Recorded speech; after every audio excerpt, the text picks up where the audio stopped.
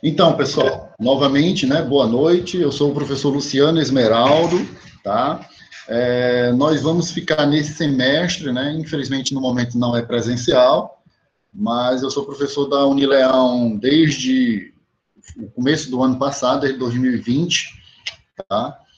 Minha formação é jurídica, sou advogado e atuante, militante, há uns 16 anos como advogado. Já sou professor desde 2010 de outras instituições de ensino superior e a gente vem atuando na área jurídica já há algum tempo, tá bom? Então, eu sou professor de estruturas de direito, é uma disciplina do eixo comum, do curso de graduação em administração e ciências contábeis, sou professor de direito tributário, tá bom? Então, o pessoal de ciências contábeis vai ter essa satisfação de me pegar no terceiro, quarto semestre em direito tributário, tá bom? Eu estou ministrando lá na outra turma, direito tributário, tá bom? Vocês têm esse eixo negócio, que é um eixo comum, porque são disciplinas bases, e posteriormente cada um vai seguir dentro da sua formação específica do curso. Como, por exemplo, logicamente, que direito tributário não é uma disciplina da administração, é uma disciplina específica das ciências contábeis que eu ministro no terceiro e quarto semestre, dependendo do desenvolvimento, tá bom? E aí vocês vão me perguntar, né, e aí o nosso caríssimo Roberto perguntou, né?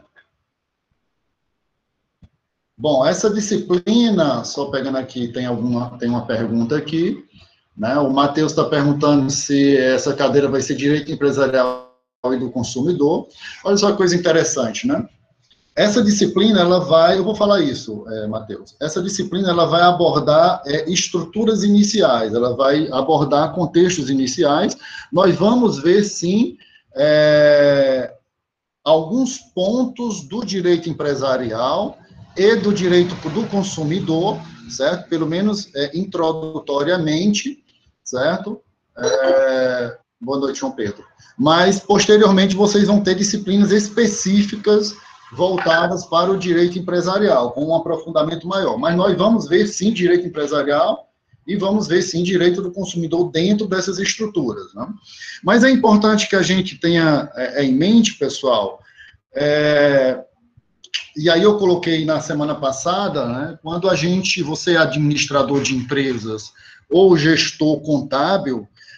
Por que eu digo gestor contábil? Gestor contábil porque você se forma em ciências contábeis e você é gestor contábil. Se você quiser ser contador, você o será.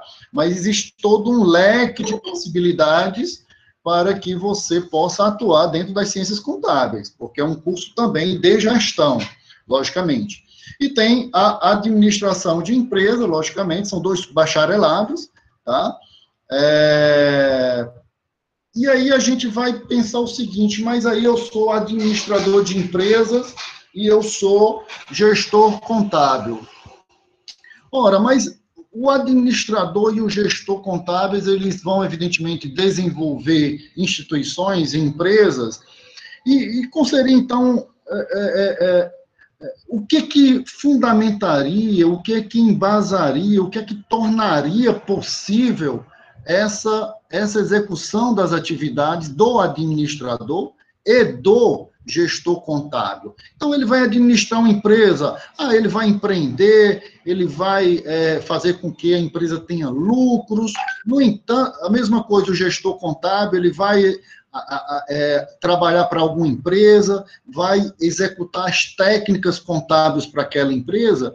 Aí você vai e pergunta, sim, mas eu vou gerenciar aquela empresa, eu vou empreender, ou eu vou executar técnicas contábeis para aquela empresa. No entanto, qual é o fundamento, o que faz com que torna possível a execução dessas atividades? Tá? Seria somente o querer? Seria somente eu ser o dono dessa empresa? Seria somente isso, propriamente dito? Né? O que vocês acham que faria essa base, que fundamenta isso aí? O que levaria necessariamente a tudo isso? Necessariamente, né? Necessariamente. O que vocês acham? Então, pessoal, para que você administre uma empresa e para que você, evidentemente, possa executar técnicas contábeis para uma empresa, você precisa ter um embasamento. Você não faz nada sem que tenha uma legislação, uma lei que autorize você a executar essas atividades, tá? Então, por exemplo, no direito empresarial, que engloba não só, evidentemente, o administrador de empresa, mas também o gestor contábil, para se criar uma empresa, você necessariamente vai ter que seguir requisitos legais. Não tem como você prescindir, certo? Da mesma forma, o gestor contábil. Não tem como o gestor contábil executar as técnicas da contabilidade sem que tenha uma base legal, tá? Então, assim, não adianta, pessoal, a gente dizer, eu não gosto de estudar direito, eu não gosto de ler as leis. Não tem como, porque é algo intrínseco, ou seja, diretamente relacionado a todas as profissões, tá? E aí, quando a gente vem, evidentemente, analisar dentro desse contexto, e aí você diz, sim, mas professor, seja mais claro, seja mais específico.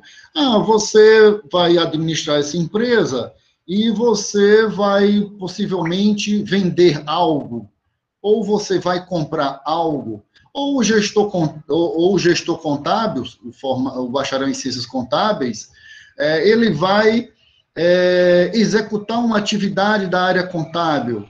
Ora, e o que é que embasa, fundamenta essa atividade do gestor que vai vender algo ou vai comprar algo e do contador, ou melhor, do gestor contábil que vai prestar um serviço?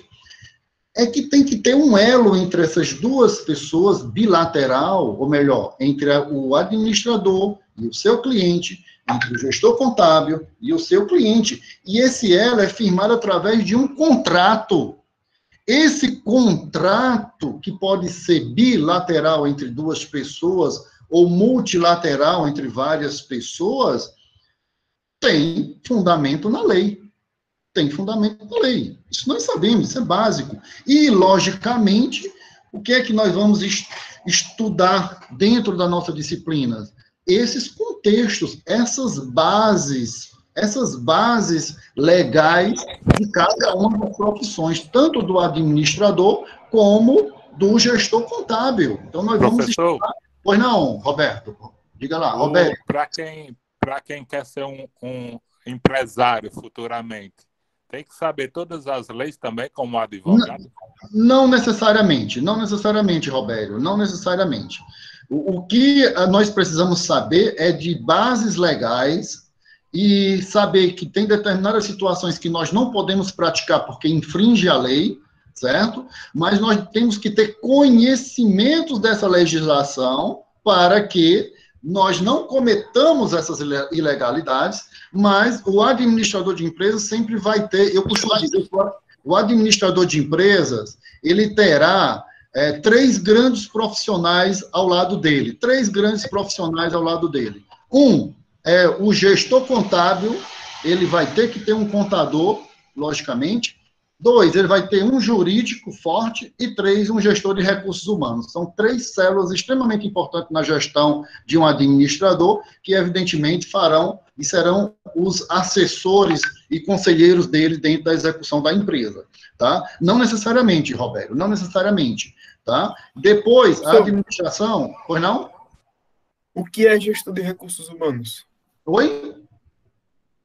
Gestor de recursos humanos? O gestor de recursos humanos é uma profissão específica que vai tratar e gerenciar um dos setores da administração, tá? O administrador de empresa, ele gerencia toda a organização, todas as áreas, todos os setores da organização. E dentro dela tem um coração que lida no dia a dia com as pessoas, com os colaboradores. O gestor de recursos humanos, o gestor de pessoas, trabalha os colaboradores. Ele exerce uma função extremamente importante. Ele vai direcionar os interesses individuais nossos, como colaborador, empregado, em prol dos interesses da organização. Então, é um profissional extremamente importante dentro de uma empresa. Extremamente importante dentro de uma empresa, certo? Então, o que a gente vê, logicamente, pessoal, é que, por exemplo, para que nós possamos executar essas atividades de gestão do administrador e do gestor contábil, nós precisamos construir um alicerce. Um alicerce. Igual uma empresa tem uma base, um alicerce, propriamente dito, estrutural, que faz com que esse prédio não caia. E, logicamente, que todas as ações de gestão, tanto do administrador de empresas, como do gestor contábil, ele tem que ter essa base. E essa base a gente estuda e verifica, pelo menos em determinados pontos, nas estruturas do direito. Então, dentro das estruturas do direito, eu até coloquei lá no programa da disciplina de vocês, né? Está lá no plano de ensino que está no Unileão Digital, nós estudamos, primeiro, é de fundamental importância que a gente faça uma discussão conceitual inicial para que nós possamos adentrar em discussões mais específicas, como o direito de empresa, o direito do consumidor, tá me entendendo? Então, a gente vai fazer uma discussão inicial conceitual. Outro detalhe, pessoal, extremamente importante. É importante que vocês sempre perguntem ou diretamente ou no privado do WhatsApp, alguma situação, alguma palavra que não tenha compreendido quando eu falei. Nós temos que nos acostumar com termos técnicos. Vocês agora fazem parte de um seleto e diminuto número de pessoas que estão num nível elevado de conhecimento. Tá? Nós estamos numa academia que eu digo é uma academia de ensino, de nível superior. Tá? E eu costumo dizer, e eu disse no encontro anterior, que vocês agora, quem saiu do ensino médio, ou quem já passou por alguma universidade, já fez algum curso, mesma análise, eu costumo dizer o seguinte, eu gosto dos primeiros semestres, já ministrei no semestre passado, no começo do ano passado, nós temos que esquecer os procedimentos do ensino médio. Os procedimentos do ensino médio não se aplicam na universidade. Agora, eu não disse conhecimentos. Os conhecimentos sempre serão aplicados. Então, nós temos que quebrar esses paradigmas, fazer uma ruptura dessa perspectiva. Porque, veja bem, no ensino superior é uma outra dinâmica. Vocês estão em um grau elevado. Logo, logo, vocês estarão no mesmo nível que a minha pessoa. Tá me entendendo? Nós seremos colegas de graduação. Nós seremos colegas formados. Tá me entendendo? Então, os procedimentos... concorrentes. Concorrentes também, todos seremos concorrentes. Amigos, negócios à parte, André. Não é verdade? E a gente tem que saber separar isso. Estou brincando, viu, professor? Eu estou brincando. Não, tá brincando, não, tá perfeito. Falando assim na zoeira, viu? Não, perfeito. Pelo contrário, procede demais. Todos nós seremos concorrentes. No entanto, por suposto, sem embargo, eu vou lhe dizer um segredozinho que não é segredo para todos vocês. Quem faz o profissional é você. É você. Tá? E outra, a universidade, qualquer universidade do mundo, ela não abre a cabeça do aluno e coloca todo o conhecimento lá. A universidade, ela vai te dizer o caminho. Olha, este é o caminho. Agora, depende de cada um de nós perseguir, se qualificar, aprofundar e ser o melhor no mercado. É isso mesmo, André. Ser o melhor, tá? E se especializar, tem que ser o melhor no mercado. Você tem que se especializar. Você tem que construir uma identidade, tá? Então, é isso. A universidade não vai abrir a cabeça de ninguém e colocar o conhecimento todo lá, não. Não funciona assim, tá? Deixa eu aceitar aqui a Laura. Não funciona assim, tá? Então, mas ela vai te mostrar o caminho correto que tu deves perseguir, que tu deves aprofundar o teu conhecimento, tá? Então, o que nós vamos estudar é exatamente essas bases, as bases jurídicas, as bases do direito que vão fundamentar e proporcionar que o administrador de empresas, que o gestor contábil, tá, execute suas atividades com segurança, necessariamente segurança. Então, vou passar muitos casos práticos, a gente vai discutir relacionando com situações práticas, nós vamos ter muitas situações quando eu estiver vendo o direito de empresas, o direito do consumidor, isso é bem tranquilo, quando a gente estiver analisando, por exemplo, a possibilidade de que nós achávamos que você criar uma LTDA, uma limitada, tinha que ter no mínimo 2 ou mais pessoas para se criar uma limitada. Hoje em dia não é mais assim. Por quê? Porque a lei da liberdade econômica, ela alterou a constituição das limitadas e hoje nós podemos ter uma limitada com uma pessoa só. Olha só que coisa interessante, né? Igual a Ireli, nós vamos ver quando a gente chegar lá, certo? Então, mas a limitada está limitado ao capital subscrito, por exemplo. O pessoal das contábeis que vão ouvir muito a palavra subscrição de valores, né? Mas tem que ter muito cuidado, porque uma gestão fraudulenta numa empresa limitada poderá levar à desconsideração da pessoa jurídica da empresa e o seu patrimônio pessoal vai ser levado para pagar as dívidas da empresa. Nós vamos ver isso com detalhe. Mais à frente. Tá? Então, o que nós vamos discutir são, inicialmente, algumas questões conceituais, mas pelo nosso conteúdo programático, nós vamos ver que está lá no Unileão Digital, nós vamos fazer uma discussão necessária sobre o que seria direito e uma análise crítica do direito, logicamente, certo?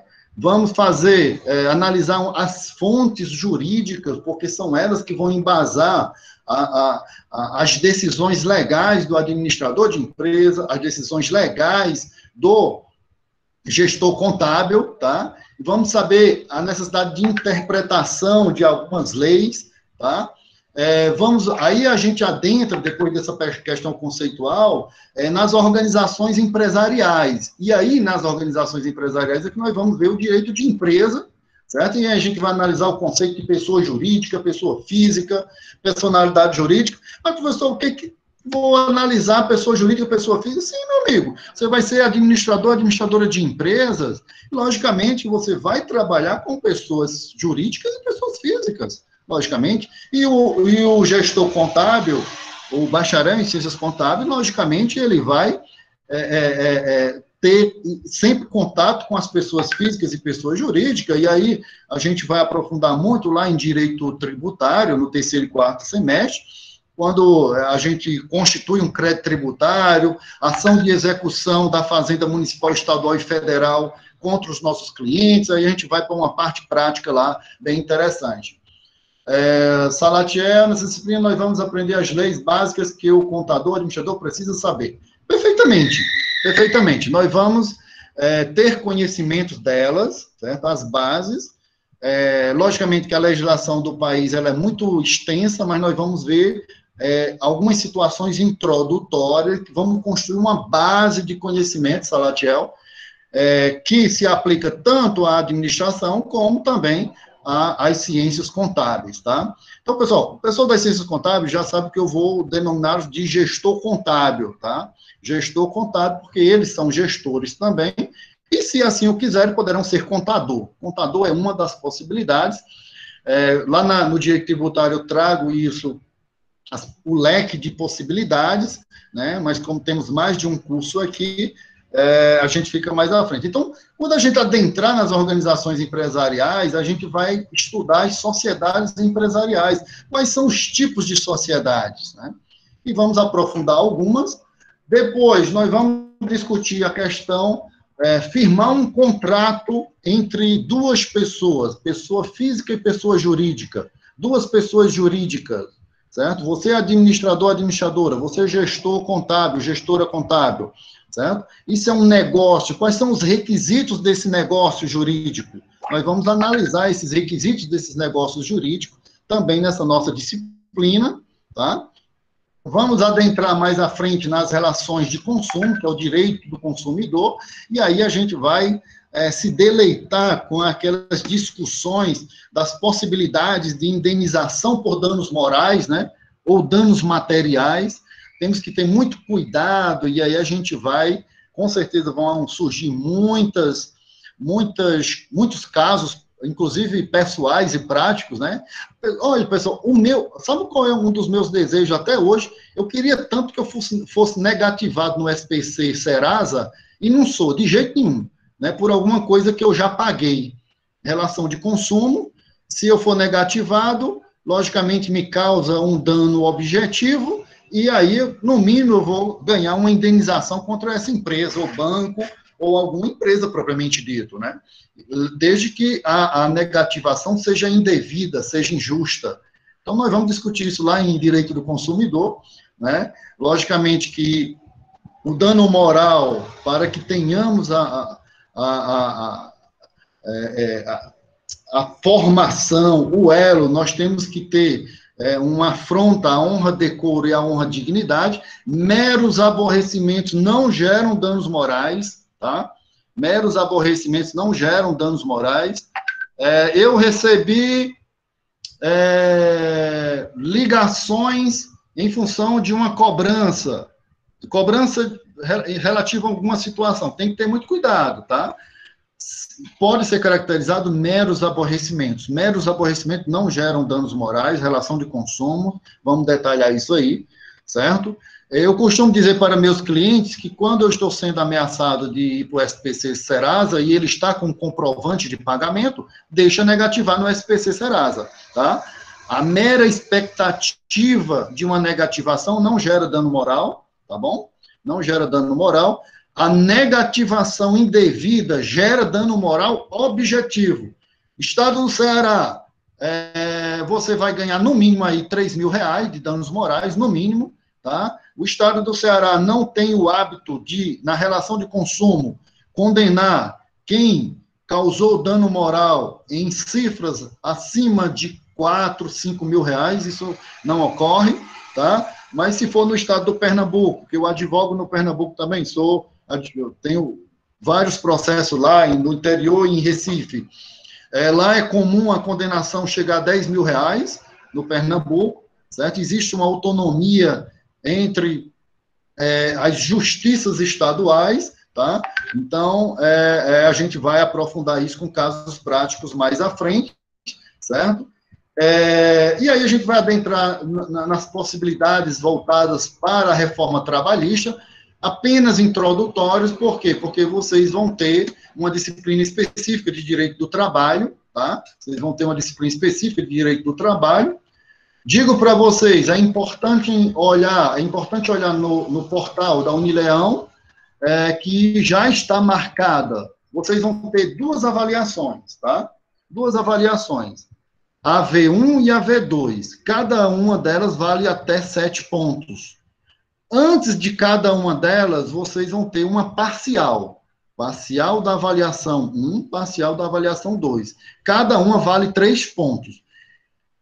E qual é a atividade, o trabalho que o professor vai pedir? Já está lá no Unileão Digital. Se vocês olharem lá no finalzinho, assim, pessoal, todo o conteúdo, absolutamente todo o conteúdo de agora até o último dia de aula já está no Unileão Digital.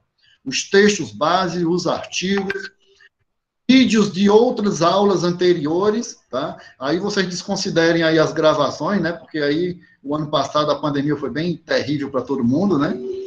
E então já está tudo lá no Unileão Digital. Achou bom, né? A Auriane, né? Então, já está tudo tem outras aulas sobre os conteúdos já lá, tá? A parcial da AV1, ela tem uma data para ser entregue, que será dia 15/4, né? Isso, abril, 15 de abril. São questões subjetivas sobre o conteúdo. Então, até a aula antes do dia 15/4, nós vamos discutir, inclusive, as possíveis respostas da parcial, tá? A parcial da AV2 também já está no Unileão Digital. Eu vou receber dia 10 de junho, tá? Dia 10 de junho, porque dia 24 de junho será a AV2 e dia 29 de abril será a AV1. Pessoal, a nossa avaliação são casos práticos, tá? E outra coisa, pessoal, eu não trabalho, se algum professor, eu acho pouco provável, é um dos diferenciais do ensino médio, não existe negócio de decorar, tá? Pelo amor de Deus. Uma questão subjetiva, aí você vai ter que responder igualzinho ao que o professor colocou lá na apostila. Não é assim que funciona.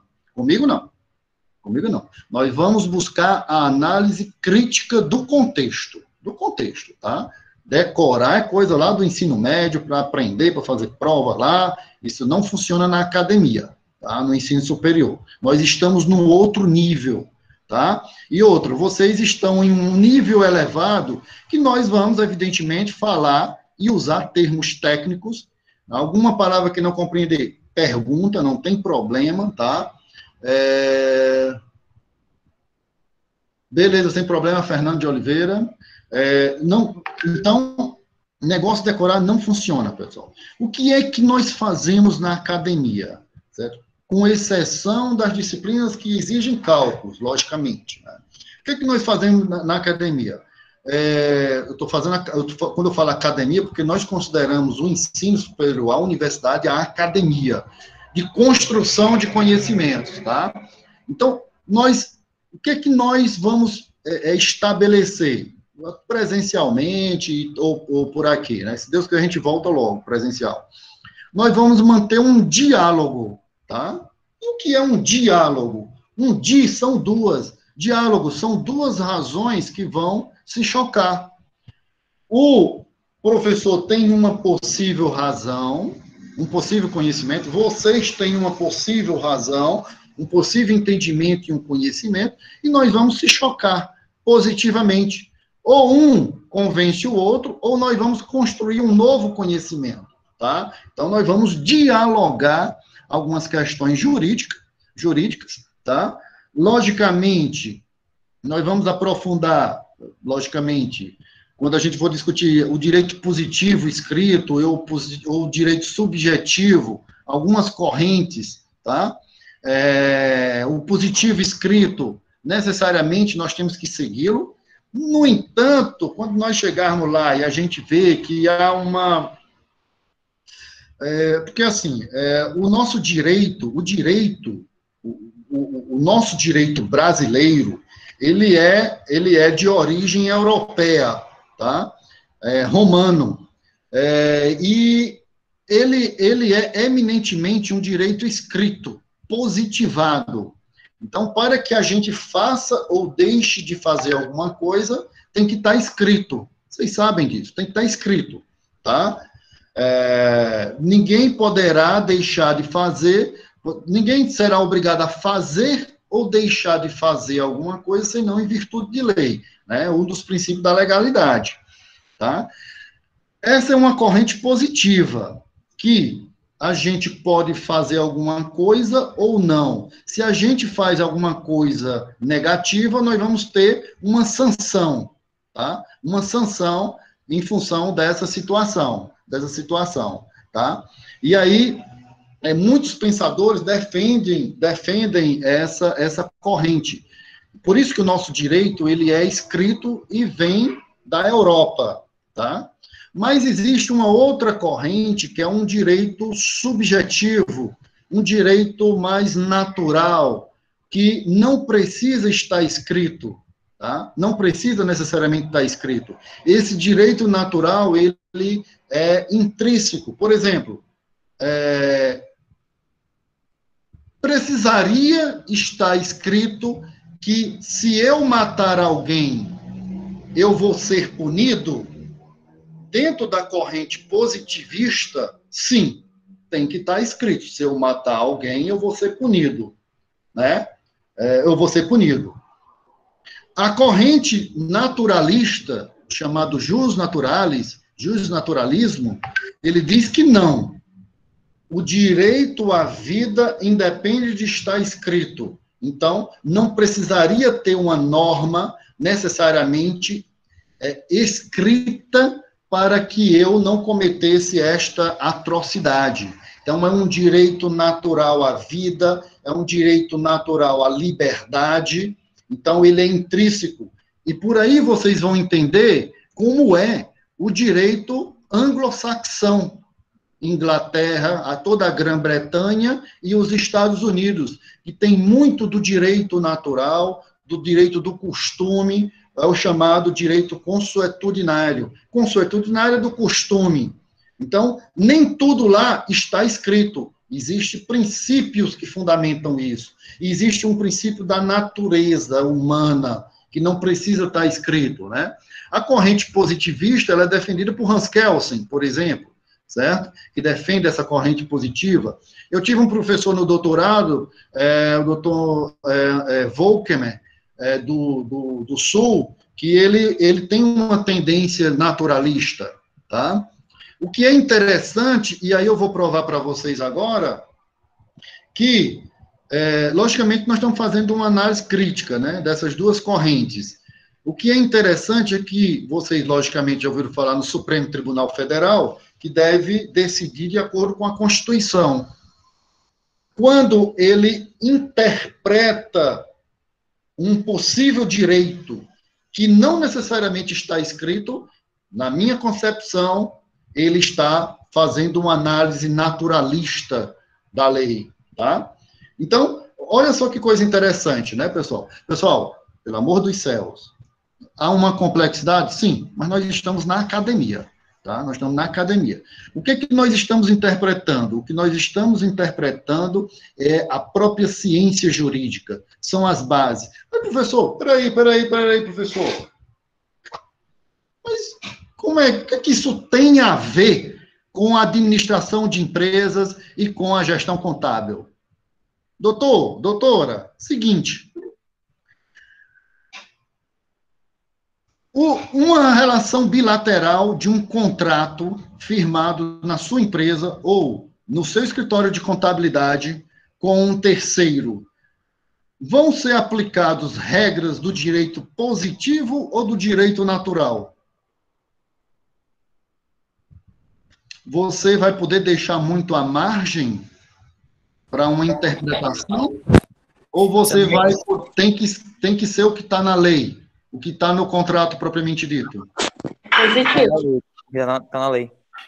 Que está na lei. Então, é direito positivo. Positivo. Entendeu? Entendeu, pessoal? Oi, pois não. André. Cara, eu não estou entendendo nada, mas... Normal, tenha calma, é normal. É isso que eu estou querendo trazer para um caso prático. Não, André. Professor. É isso que eu vou trazer para um caso prático, tá bom? Veja bem, você vai firmar um contrato com um contrato de compra e venda na sua empresa, ou um contrato de prestação de serviço do escritório de contabilidade. Contrato nós sabemos, né? Muitas pessoas pegam na internet, copia e cola e preenche, não é assim? Beleza? Agora, o que é que nós estamos fazendo aqui? Nós estamos aprofundando a origem. De onde é que vem esse contrato? É isso que nós estamos fazendo, pessoal. De onde é que vem esse contrato? De onde é que vem? Por que é que existe esse contrato? É isso que nós estamos aprofundando, pessoal. Que existe um contrato entre duas partes, tranquilamente. Mas vocês já pararam para pensar de onde é que vem esse contrato? Por que é que esse contrato existe? Ninguém nunca parou para pensar, né? Nunca parou. Para preservar o direito à vida, à liberdade. Assim, em essência é isso, né? Isso quer dizer? para preservar a existência do contrato. O que nós estamos fazendo, André, é um aprofundamento.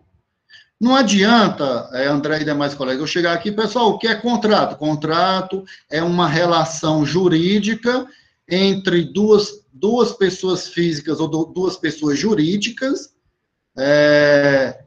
bilateral ou multilateral, mais de duas, tá? Que estabelece direitos e obrigações. Vocês já viram um contrato de locação, tá lá, direitos e obrigações, é ou não é? Beleza.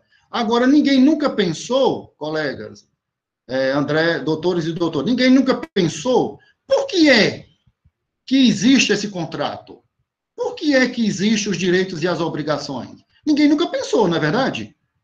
Seria, tipo, para garantir que ambas as partes entrem em consenso e que as duas entrem, uma com serviço e outra com capital, para poder que seja, para que possa ser cumprido um acordo entre eles. Perfeitamente. O contrato é isso aí. O contrato é isso aí. Preservar um acordo. Preservar um acordo. É o que vai fazer com que aquela obrigação e aquele direito seja cumprido necessariamente. Necessariamente. Aí o que eu estou querendo, é porque eu fui de trás para frente. Mas me diga uma coisa, esse contrato, você é escrito ou pode ser verbal? Tem que ser escrito. Pode ser verbal, se o cabo gravar. Olha só que coisa interessante, né? Pessoal, o contrato, a regra geral do contrato é ser escrito. No entanto, o André disse de forma bastante própria que se a pessoa tiver mecanismos para comprovar aquele direito e obrigação verbal, vai ter como provar e vai valer também. Foi o que o André falou. Entenderam, pessoal? Então, assim, aí você vai dizer, tenham muito cuidado, pessoal, com e-mail, né? E-mail é uma ferramenta hoje que vincula as pessoas. Vocês sabem disso, né? Vocês sabem? E-mail vincula as pessoas, tá? Então, é de fundamental importância essa compreensão, pessoal. O que nós fizemos agora há pouco, quando eu estava falando do direito positivo e direito natural, era para mostrar para vocês que, por exemplo, num contrato de locação, num contrato, se for comprovado que é ilegal, ele será anulável, ele poderá ser nulo, quem perguntou ali, certo? O que eu estou querendo aprofundar com vocês é o seguinte conhecimento, pessoal. Num contrato, locação, todos nós já fizemos possivelmente um contrato de locação, ou a maioria, ou uma compra e venda, tá? O que é que originou isso ali? Qual é o aprofundamento de conhecimentos que nós estamos fazendo? Dizer o conceito, pessoal, é fácil demais. A gente lê e dá para entender. Agora, de onde é que vem isso ali? Por que é que ele é escrito? Por que é que vincula os direitos e obrigações? Por quê? Por quê? Porque existe toda essa contextualização anterior, pessoal. Existe toda essa fundamentação da formação das leis do país, certo? E a nossa lei, ela é escrita, positivada. Por isso que eu falei o direito positivo de Hans Kelsen, certo? Por isso que eu falei que vem da Europa, certo? Por isso que eu falei que Grã-Bretanha e Estados Unidos é mais de interpretações, tá? O nosso direito, ele é escrito. E aí a gente chega na seguinte pergunta. Ei, professor. Oi. Quem falou? Eu vi em algum lugar, eu não lembro onde foi, deve ter sido na escola mesmo, que tem um filósofo que disse que o direito, ele já existia e ele já está sobre todos nós e que as pessoas já nascem e o direito é tudo uma questão de bom senso e tudo mais. Né? É mais ou menos sobre isso que tu está falando, é? Exatamente. O que você está dizendo isso aí, André, é os que eu disse que era o direito natural. Entendeu? É isso aí, já é nosso, já é intrínseco. Ele já existe, independente de estar escrito. Esse é o direito natural. Direito à vida já existe, já é nosso. Entendeu, pessoal? E aí vem a seguinte pergunta, pessoal. Pessoal, peraí. Eu sei, é uma parte conceitual, certo? Bem teórica, bem subjetiva de interpretação. É necessário, por quê? Porque está no nosso conteúdo programático, mas quando a gente adentrar, por exemplo, no direito de empresa, direito do consumidor, na questão dos requisitos dos negócios jurídicos, de contrato propriamente dito, aí vai ser bem mais dinâmico, vai ser, vocês vão ver, tá? Mas nós estamos numa base ainda conceitual, principiológica, tenha calma, tá? E aí, pegando essa deixa do André aí a gente pergunta, e o que é o direito, pessoal? E o que é o direito, então? O que vocês acham que é o direito? O André já deu uma deixa ali, numa análise crítica, né? Do direito. E o que vocês... O que é o direito e por que ele é importante para o administrador de empresa? O que é o direito e por que ele é importante para o gestor contábil? O que vocês acham? O direito, para mim, é tipo assim, no meu ponto de vista, é o seguinte, é aquilo que preserva você como indivíduo, entendeu? Tudo aquilo que você fez, a sua recompensa por ter feito aquela coisa, e também por ter feito algo de errado, entendeu? Algo assim, e é importante na administração, porque é o que encaixa perfeitamente também nas empresas, né? Assim? Por isso que eu comecei, tipo assim, de trás para frente, né? Colocando um contexto bem complexo para a gente chegar ao ponto que é o direito. Nós podemos dizer que o direito é a base... Eu poderia dizer, numa análise crítica, sobre o que é direito, né? O direito é um conjunto de normas que regula algo, né? É um conjunto de contextos sociais, certo? Eu poderia dizer que sem a norma jurídica, sem o direito, eu não teria empresa, sim ou não, na análise de vocês? Presta atenção. Pode repetir, por favor? Eu poderia dizer que... falando um direito regido por quê? Não, eu estou dizendo o direito de forma geral, dentro disso que você falou aí, tá? Dentro desse conjunto de normas que vem regular exatamente isso que você falou, as relações em sociedade, né? O direito assim, é como aquilo que a gente tinha dito, né? O direito é algo que já vem dentro da pessoa, entendeu? É algo que já vem com a pessoa. Aí o que acontece? Se não houver meio que um parâmetro, algo que regule isso, que delimite, por exemplo, ele me roubou, então eu vou matar ele. Não. Entendeu? O que aconteceria? Hoje as pessoas meio que limitaram as consequências por você ter feito algo de errado ou de bom, entendeu? Aí, nas empresas também funcionam assim. Limitaram, entre aspas, né? Não é bem limite o nome, é porque eu não sei os termos técnicos, né? Não, mas, enfim, sem esses direitos, sem essas leis que foram colocadas, que tem hoje na Constituição, ainda assim haveriam as consequências, só que de outra forma, entendeu? Da forma mais que funcionava antigamente, por exemplo, entendeu? Eu posso dizer... Pode falar. Eu posso dizer que o direito, basicamente, bem básico mesmo, seja o senso comum dos bons costumes, que, tipo assim, falando assim, eu vejo que você nasceu, você tem direito à vida, tem direito a lazer, saúde, segurança e educação, eu também tenho.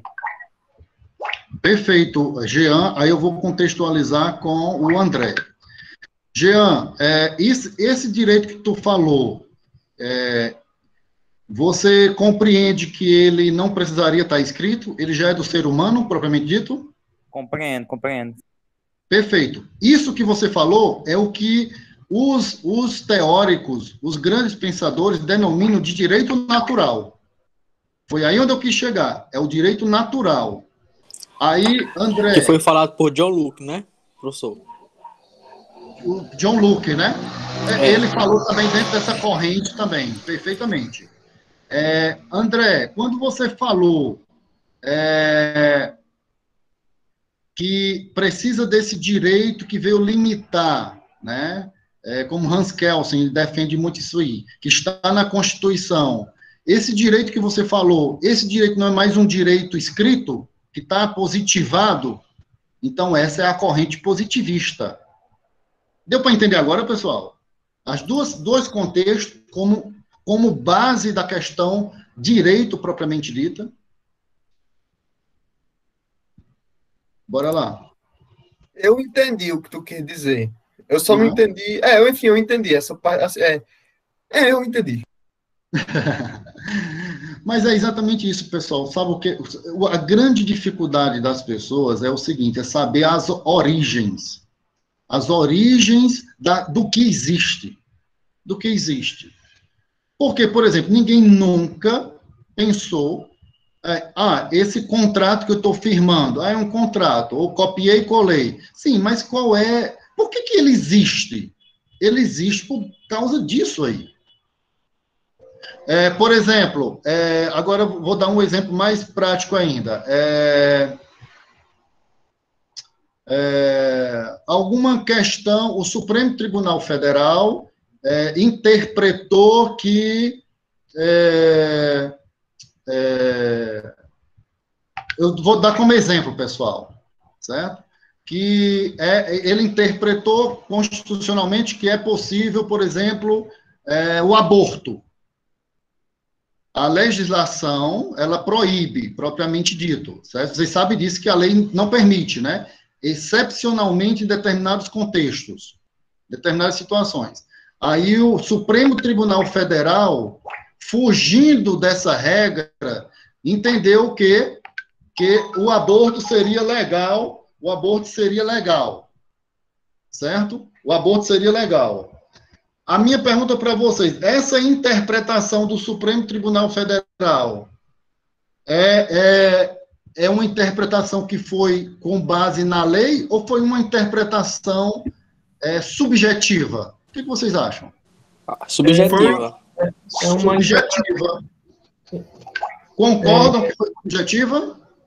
Sim, é uma interpretação de viés naturalista. Perfeitamente. Perfeito. É isso aí. É essa consciência crítica que nós precisamos despertar. Sim. Só uma colocação. Bora, eu estou entendendo perfeitamente bem. O senhor apresentou duas correntes, né? A naturalista e a corrente positivista. Isso. A qual a nossa nação ela tem suas leis baseadas na corrente positivista. Tanto que a nossa república, no seu nascimento, ela tem esse viés mesmo positivista. Tanto que na nossa bandeira vai ter lá uma frase positivista, né? Ordem e progresso, né? Que surge desse sistema de ideologias. Perfeito. Aí tudo bem, entendi perfeitamente. Perfeito. E é exatamente essa consciência, pessoal. Aí quando você diz assim,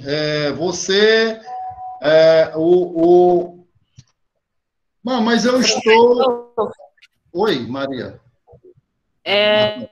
Uma moça chamada Caroline no grupo, ela pediu para avisar que ela está sem internet.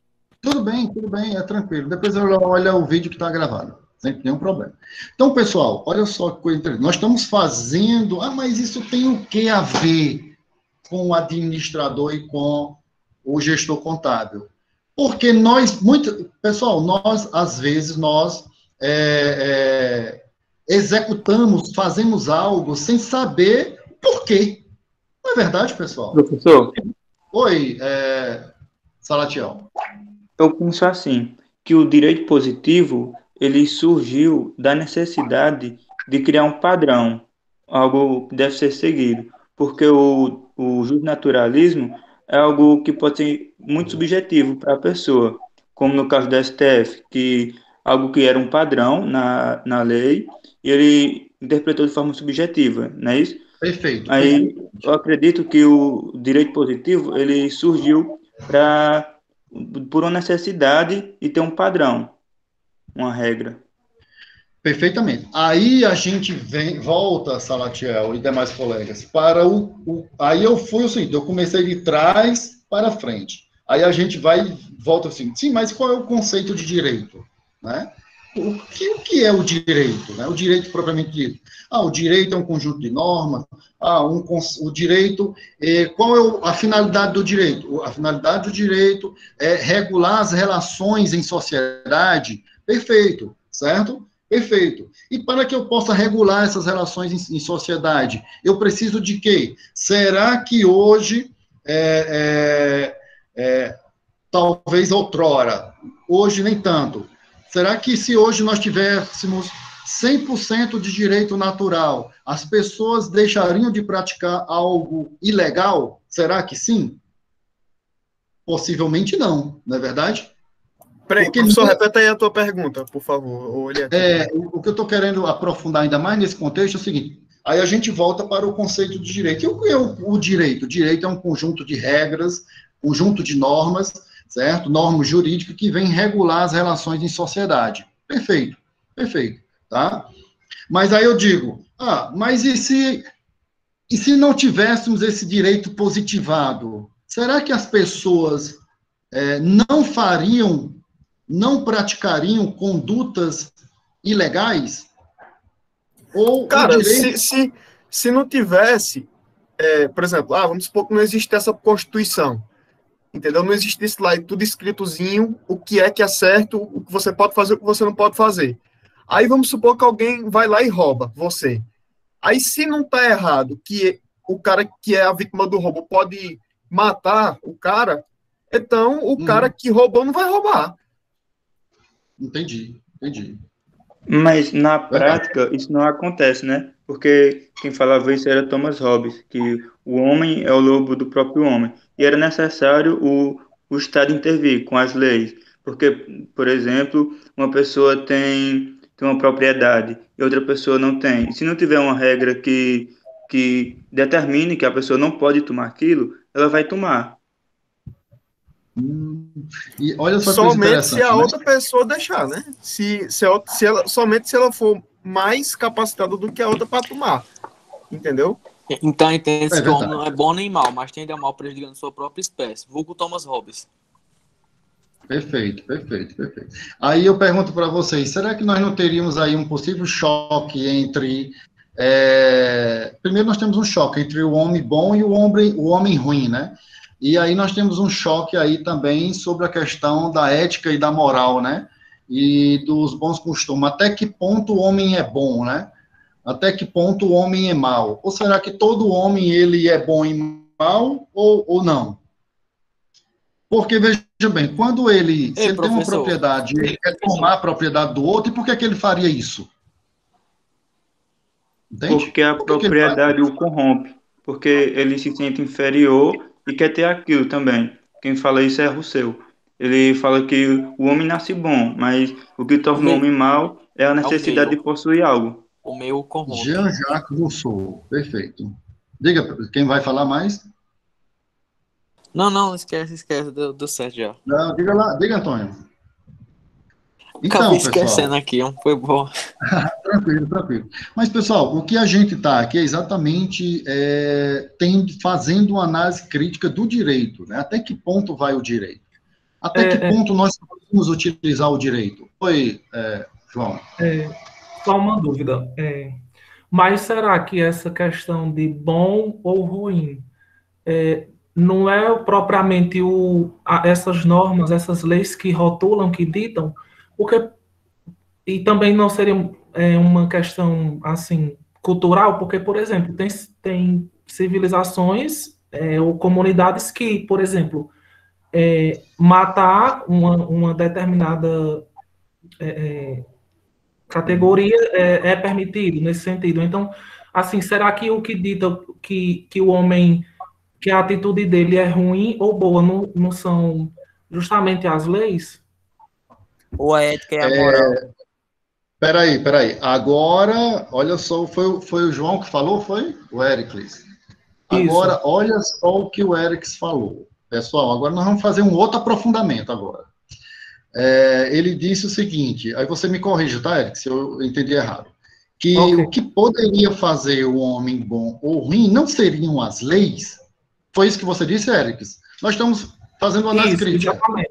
Perfeito. Agora eu vou perguntar para vocês.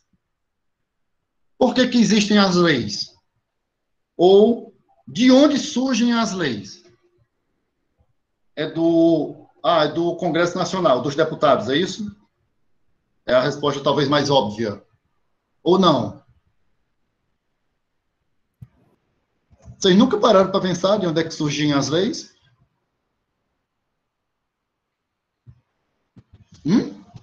Ninguém não. nunca parou para pensar, né? Não sei, Olha para só, garantir diga, direitos e para conseguir garantir.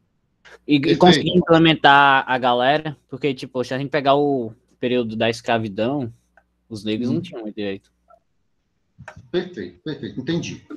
As leis, elas nascem principalmente depois de uma situação bem crítica, né? A gente pode perceber.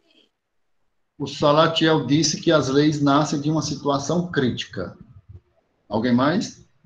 Por que nós estamos contextualizando e aprofundando? Porque o colega lá falou que o que poderia deixar o homem bom ou ruim seriam as leis. Agora nós vamos aprofundar, para que nós possamos entender por que existem as leis, ou de onde surgem as leis, certo?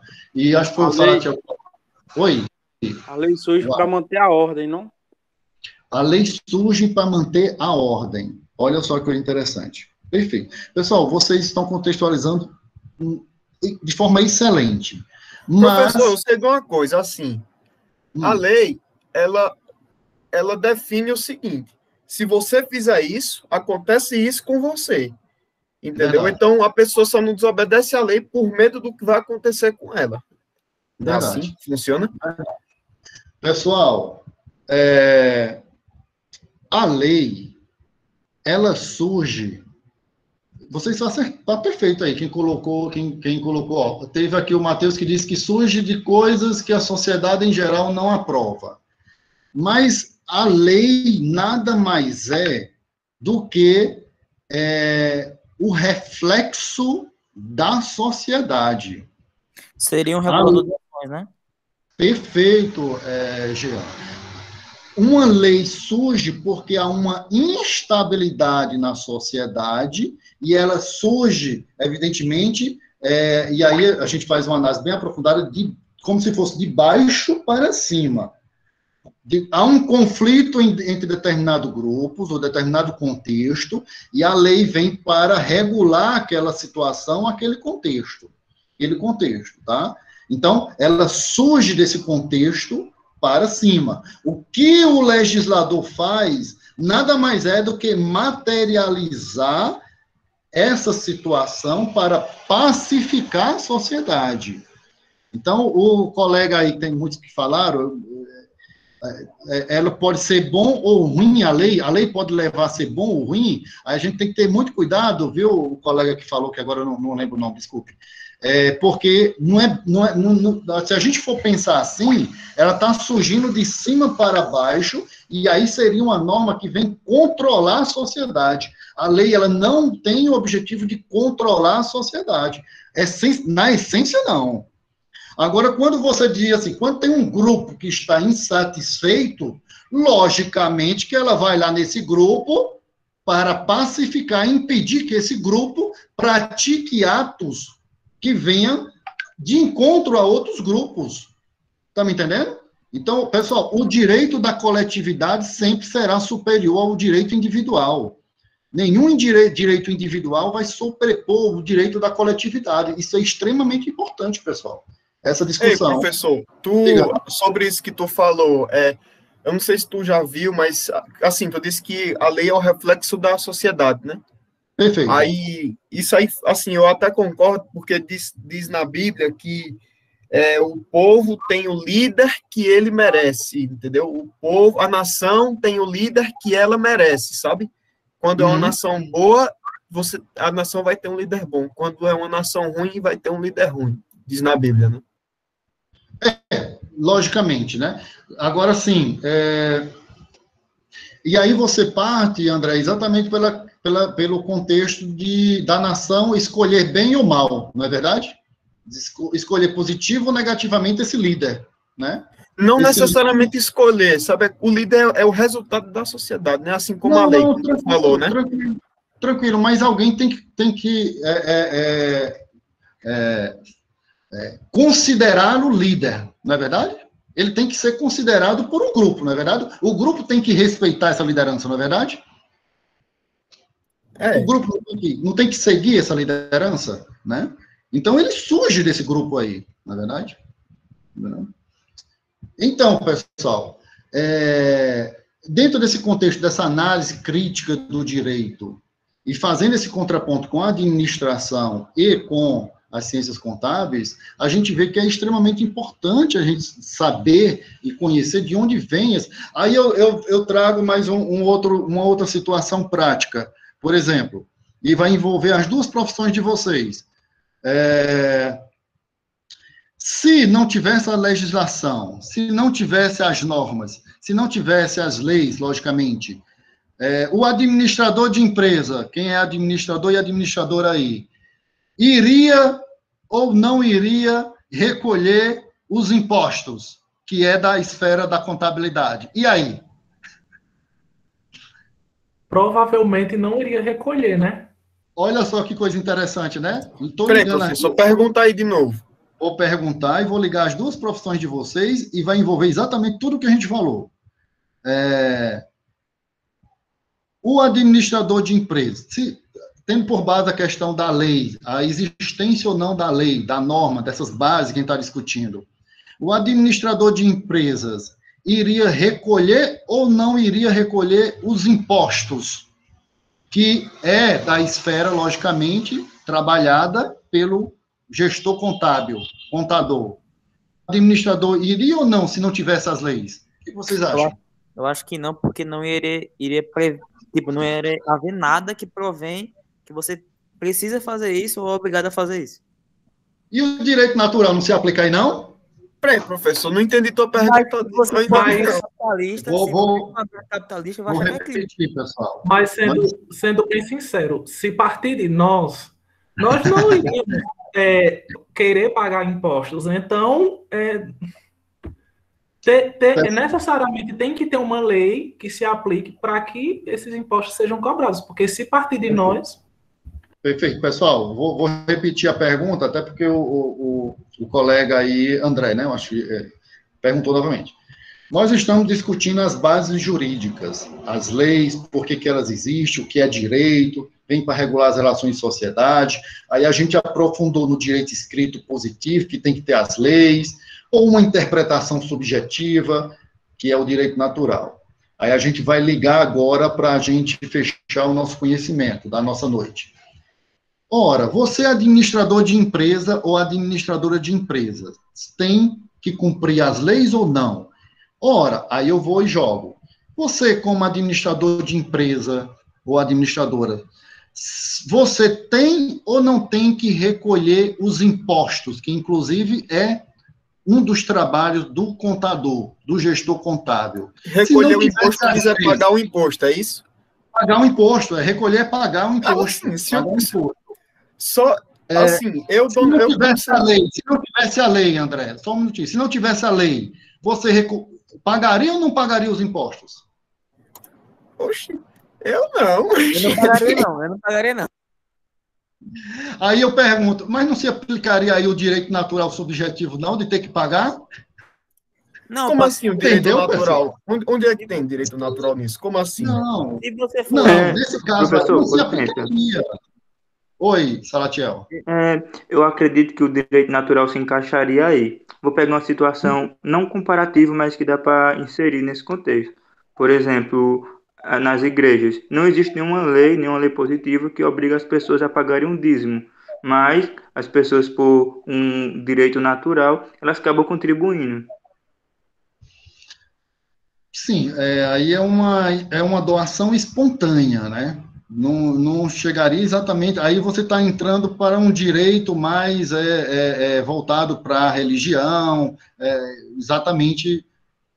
Eu entendi o que você falou, mas dentro da esfera positivista e do direito natural, possivelmente isso aí estaria um pouco mais à parte, porque tem mais uma questão da religiosidade, da crença, tá me entendendo? É algo bem mais profundo aí, Salatiel. Mas nesse nosso exemplo, pessoal, para a gente fechar a nossa noite aí com chave de ouro, vocês acham que para o administrador, dentro desse exemplo aí, nós temos de forma efetiva o direito escrito positivo ou não, quando ele tem a obrigação de pagar os impostos? Eu acho que tem. Cara, eu acho o seguinte, um administrador da empresa, ele devia pagar o mesmo imposto que um cara que não é administrador de empresa paga. André, você agora criou uma empresa André Luiz, e aí ela é uma grande corporação que exporta para o exterior, certo? Você lucra aí cerca de, talvez, alguns milhões de reais por ano, quiçá por mês. Por que não? Todos são jovens ainda, nós somos. Você teria essa mesma mentalidade? Mentalidade de não Do pagar que você falou agora? Do que você falou agora? Cara, assim, se eu tenho o mesmo... De pagar igual ao assim, se o mesmo custo que eu... Até menos, na verdade, né? Porque se eu sou um multimilionário, eu não vou usar nada que o governo dispõe para mim. Então, assim, se eu pagasse o mesmo imposto que alguém que não tem essa empresa paga, eu ia... Assim, eu não ia nem atrapalhar, nem ajudar em nada. Na verdade, eu ia ajudar, né? Porque eu estou exportando, eu estou trazendo dinheiro para o país. Perfeito. O nosso governo é equitativo ou igualitário? Como é que você está dizendo? Nosso governo é equitativo ou igualitário? Tipo, só para ter uma base. Mas é equitativo em que contexto, especificamente? Você fala assim, equitativo, você está falando em que contexto, exatamente? Igualitário, quando você fala. Por exemplo, na educação, para disponibilizar uma forma muito boa, metade das vagas para pessoas de baixa renda e para o pessoal que pode pagar totalmente e integrar o valor da faculdade ou da escola privada. Mas aí você está falando exatamente, são políticas sociais, né? São políticas sociais que ela tem que cumprir requisitos, logicamente, né? E ela deve manter um equilíbrio, né? E acaba sendo equitativo, né? Porque assim, por que você está dizendo isso? Porque nem todas... Você tem que manter o equilíbrio aí, porque, como eu posso dizer, ele não pode, tipo assim, ser excludente. Ele tem que possibilitar esse acesso e esse direito para todos, entendeu? Independente de que você tem uma condição X ou Y, certo? Se você se enquadra nos requisitos, logicamente que você vai ter esse direito propriamente dito, né? Então, assim, agora, assim, você está falando de políticas sociais, elas são muito questionáveis, assim, eu sou bem crítico. Eu vou usar como exemplo a equitatividade e igualdade, porque se for equitativo, André vai ter que pagar os impostos de maneira equivalente ao que ele ganha. Não, tranquilo, mas o negócio é o seguinte, o que há, na verdade, é uma total... a gente vai entrar na questão dos impostos. Os impostos, nós temos uma crítica bastante ferrenha, a gente estuda isso lá em direito tributário, quanto à questão dos impostos, porque ele não é como é que eu posso dizer? Ele não é justo, certo? Por quê? Porque os impostos deveriam ser pagos pelo que você consome, não necessariamente de forma antecipada, entendeu? Porque, veja bem, se você fosse buscar que as pessoas pagassem imposto pelo que você consome, quem consome mais iria pagar mais do que quem consome menos. Só que isso não ocorre. Acaba sendo estabelecido uma base para todos, e mesmo quem consome mais ou consome menos, acaba pagando o mesmo valor. Tá me entendendo? Aí é uma análise lá que a gente faz lá em direito tributário, dentro desse é a reforma tributária que vai sair e vai modificar essa situação aí. Então, é exatamente por isso que eu disse que um empresário deveria pagar o mesmo tanto que uma pessoa que não é empresária, entendeu? Professor, tem algum lugar que a forma de pagamento de imposto, cobrança de imposto, né, é feita dessa forma que o senhor falou? De forma justa, né? Olhe, assim, no Brasil não, né? Com certeza não. Você está perguntando fora, né? Sim, fora. Qualquer lugar fora. A gente não vê assim na legislação e os pensadores de forma bem igualitária, não. Eu acho que esse modelo que eles vão querer implantar no Brasil na reforma tributária vai ser bem interessante. Pelo menos uma das propostas é a questão do que seja pelo consumo. Se você consome menos, paga menos. Aí é na ponta. E quem consome mais, paga mais. Essa deveria ser uma regra básica, entendeu? Professor, para mim não ficou claro. De que forma que é cobrado o imposto mesmo no Brasil? Bom, o imposto no Brasil, ele é cobrado de acordo com como é que diz? Não é uma tabela, é de acordo com como é, meu Deus? De acordo com a renda deles e de acordo com o que é estabelecido pelo Congresso Nacional através de alíquotas. É estabelecido alíquotas, e quando você alcança esse limite propriamente dito, você é obrigado a pagar imposto. Porque aí a gente está falando, por exemplo, do fato gerador de uma obrigação tributária. Tu faz ciências contábeis, Salatiel? Salatiel, é ciências contábeis, né? Eu imaginei. Eu imaginei.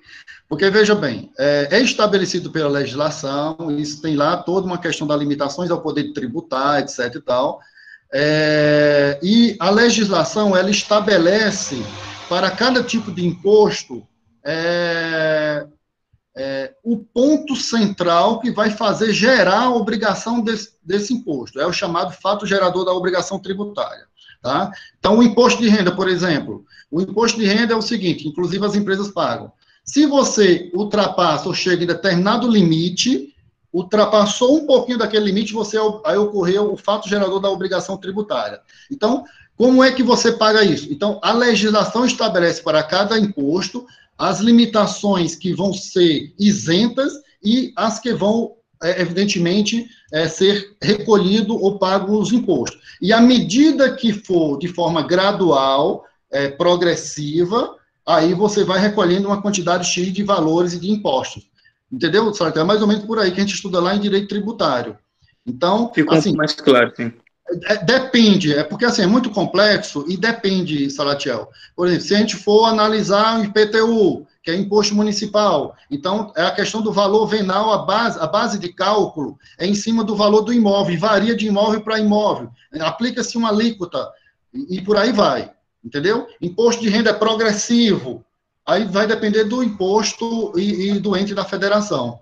Tudo é para entender? Não tenho como te dizer, tipo assim, a regra é essa para todos. Não funciona assim. Por isso que é a bagunça que é. Entendeu, Salatiel? Até porque não é só dessa forma, né, que o imposto é cobrado, também tem um imposto sobre o consumo, né? Exatamente, entendeu? O ICMS é uma confusão nesse país. É uma confusão nesse país. Pessoal, então, 21h40. Para o nosso debate inicial foi interessante, né? Vocês vão ficar pensando aí com um monte de dúvidas, né? Para a gente debater mais na próxima aula, né? Mas é isso mesmo. Peraí, pessoal, é isso mesmo. Nós estamos sendo críticos, analisando o contexto, aprofundando, é assim mesmo, tá? Mas vocês ficaram claro que o administrador de empresas e o gestor contábil, ele cumpre a legislação, é uma legislação positiva, e é importante nós conhecermos essas bases de direito, esse pensamento crítico, porque vai fundamentar as decisões legais de vocês na profissão. Isso aí está, pelo menos, firme dentro desse contexto, pessoal, que a gente discutiu? Tá, sim. Beleza, pessoal? Tá, sim. Estou satisfeitíssimo demais, satisfeitíssimo demais. A ideia crítica é essa, a gente analisar e aprofundar dentro dessas perspectivas o conceito de direito, a sua importância para o administrador, para o gestor contábil, e que nós temos quase 100% de que nós aplicamos na administração e na gestão contábil o direito positivo, escrito, a lei propriamente dita, e a gente aprofundou de onde é que vem. Isso é importante, Belezinha, pessoal, por hoje? Tranquilinho. O senhor é formado em Direito, Jean. né? Oi, Jean. O senhor é formado em Direito, certo? Sou formado em Direito. Sou bacharel em Direito. Tirar uma curiosidade? Diga lá. O que acontece se a pessoa cometer um crime que, tipo, não é precedido por uma lei? Vai ter que ser aplicado, nós vamos ver, nada pode ser decidido judicialmente sem que se aplique uma norma. Se não tiver uma lei escrita, e será aplicado os princípios gerais do direito, a analogia, o direito comparado, até ao extremo, um direito internacional. Nós vamos ver, quando estiver vendo, a lei de introdução às normas de direito brasileiro, que é o direito internacional que nós temos também no Brasil. Beleza, Jean? Certo. Muito obrigado. Eu estava com uma dúvida bem semelhante a essa, porque na legislação não fala nada a respeito, nada claramente a respeito do porte de armas brancas, né? É apenas uma contravenção penal. E no caso da pessoa for pego andando com, por exemplo, um canivete, a legislação não é clara a respeito disso, né? Mas a contravenção penal, pessoal, é uma lei, viu? É uma lei. Lei das contravenções penais. É porque a pena é menos, aí a gente teria que fazer uma análise sobre o menor potencial ofensivo, que é a Lei 9099, certo? Que é do Juizado Especial Civil Criminal, que aplica essas questões aí, mas ela tem uma lei. A contravenção penal, a Lei das Contravenções Penais, é uma lei também. Mas o fato é o seguinte, o que talvez não tenha na lei, vai ter que ser aplicado uma legislação. Ou um princípio geral, certo? Que a gente cairia até no próprio direito natural, certo? Ou uma lei internacional. Nós vamos ver mais à frente. Belezinha, pessoal? Boa noite aí para vocês, tá bom? Boa noite. A gente vai se falando. O pessoal falou no chat. Oi? O pessoal fez pergunta aqui no chat. Pronto, eu vou ver tudo e a gente vai... Deixa eu só ver aqui rapidamente, pessoal. Emprestar dinheiro pelo cartão de crédito é agiotagem. Tem uma lei, tem uma lei que regulamentou isso aí, Matheus. Por isso que existem algumas financeiras que emprestam. O senhor vai ensinar como pegar carga sem nota, sem ter problema na justiça. Eita, isso aí a gente vê lá em direito tributário, João Pedro. Mas nós podemos falar.